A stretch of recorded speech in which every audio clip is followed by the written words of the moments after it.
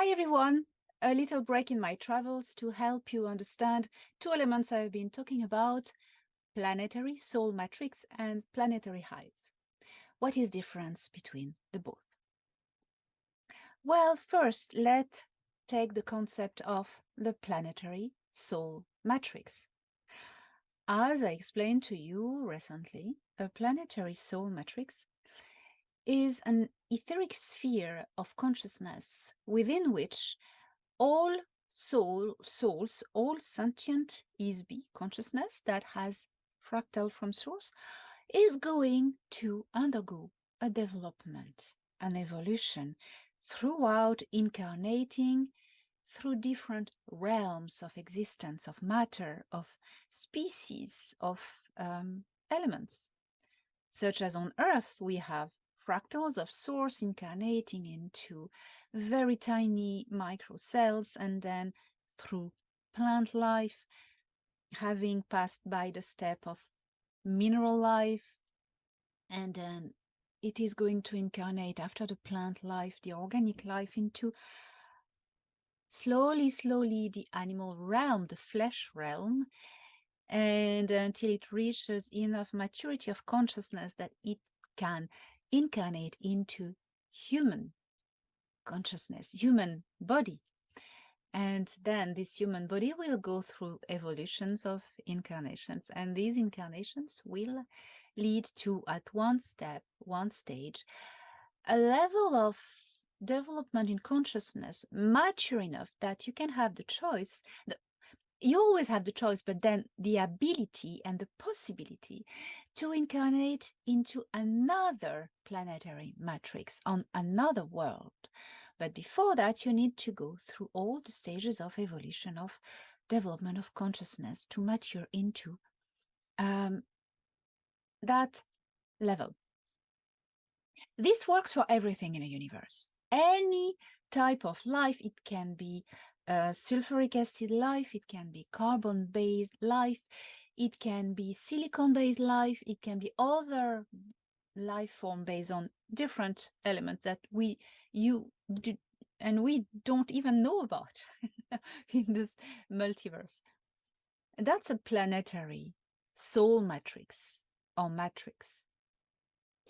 Now, what is the difference with the planetary hive? Well, a planetary hive is also a planetary soul matrix, has also that, but it's something different. A planetary hive is something that is going to interface all consciousness of a certain species, or even on certain planets, the whole web of existence, a live, living existence, into an interface consciousness. And the hive has a queen, or a central, it's not always called a queen, as we name it on Earth, but I will more particularly name it a central consciousness, a central core, hive core consciousness.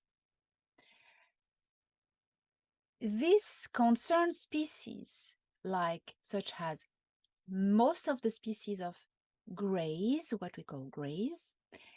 These ones are like insectoids. They are all the greys who are insectoid based. Also, it works for a reptiloid gray based. Okay, gray is a species. Insectoid based, it's the genetics, or reptiloid based, it's gonna be a gray that is based on a reptiloid genetic, or insectoid genetic, or even sometimes a human genetic. But the human genetics, the human consciousness, is not interfaced with any hive, and is not possible to be interfaced with a hive consciousness. Let's go back to the planetary hive. On a planetary hive, you have two options.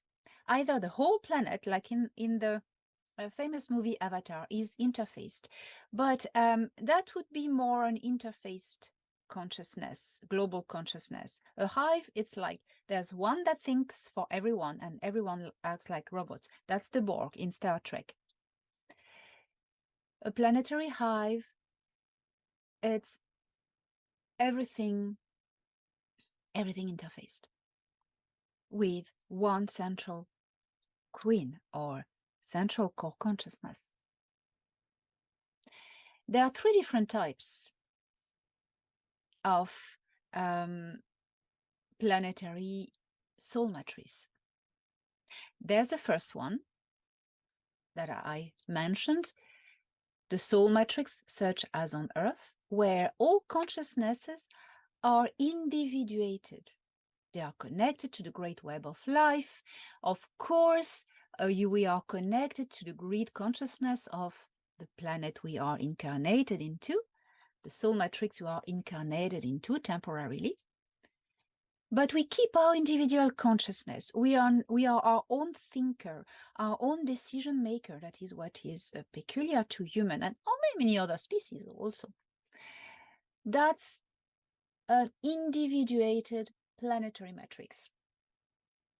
Now you have interfaced, so individuated. Now we have interfaced planetary matrix.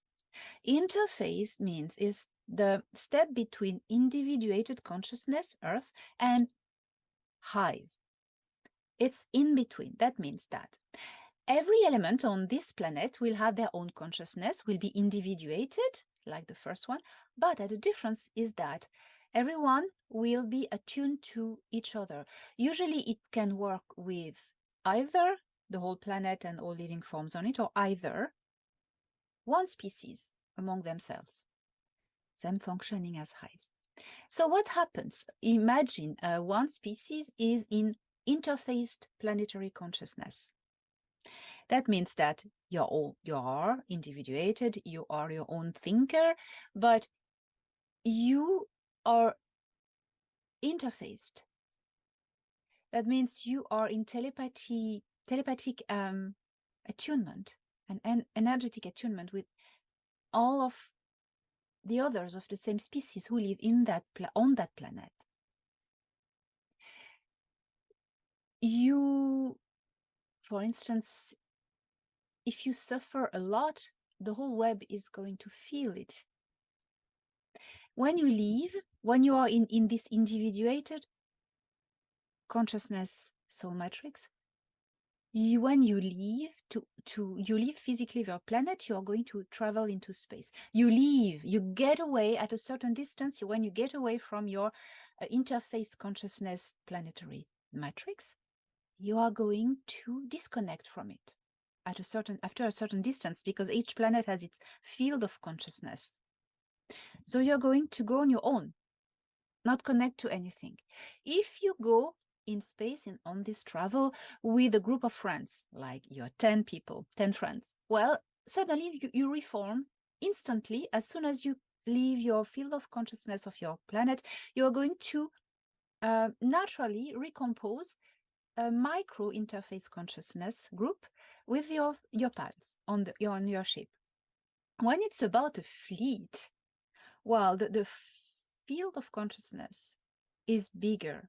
And now I'm mentioning the seeders who arrived in our star system. All their interface consciousness were so powerful because there were 500 motherships plus so many other scout ships each.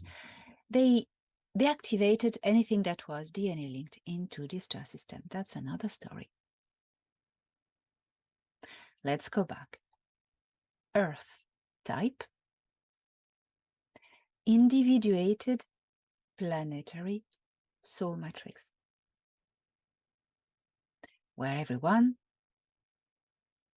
is on his own consciousness, but can attune to the web of life on the planet. But it's individual, Earth type, individuated planetary soul matrix consciousness. Number 2, interfaced consciousness. Everyone on the planet has their individuated consciousness and soul as type 1, but in this case they are interfaced. That means they have the same heartbeat, they have more telepathy going on together, and they are all like one, but it's not a hive because they're all individuals consciousness. Type 2 individuated soul matrix. Number 3, type 3, hive. There is no individuated consciousness.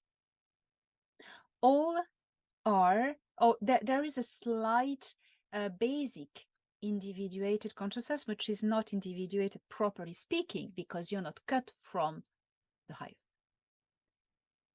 You cannot take your own decisions. But if you take your own decisions, it's always in accordance if it resonates with the hive.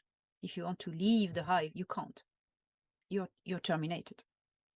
You don't even think about that. The hive is everything for you. It's your living. It's it's everything.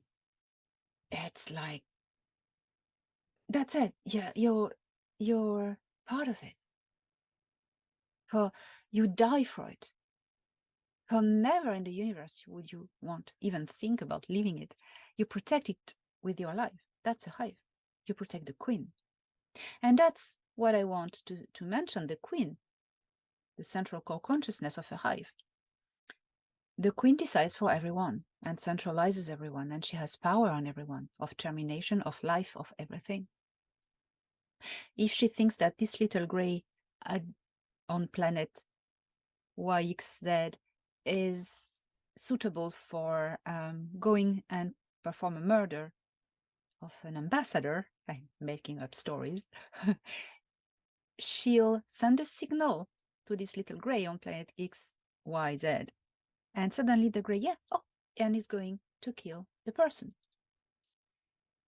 That's what a hive does.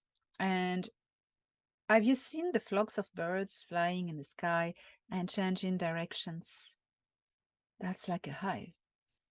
They all coordinated their one consciousness for everyone. I mean, it's instant, it's quantum. Type 1, type 2, type 3, all of them have a planetary soul matrix. At these differences, type 1, earth type, individual consciousness. Type 2, like the Altians, for instance, interfaced consciousness, attuned to each other, but still individual consciousness. Type 3, hive, like the Greys. No individual consciousness, but one central core consciousness controlling every other one. So I hope it helps, and don't hesitate to watch this video again. It's a great tool to understand what's happening in the galaxy at the moment. You need this tool. Okay, going back to my travels, and talk to you soon.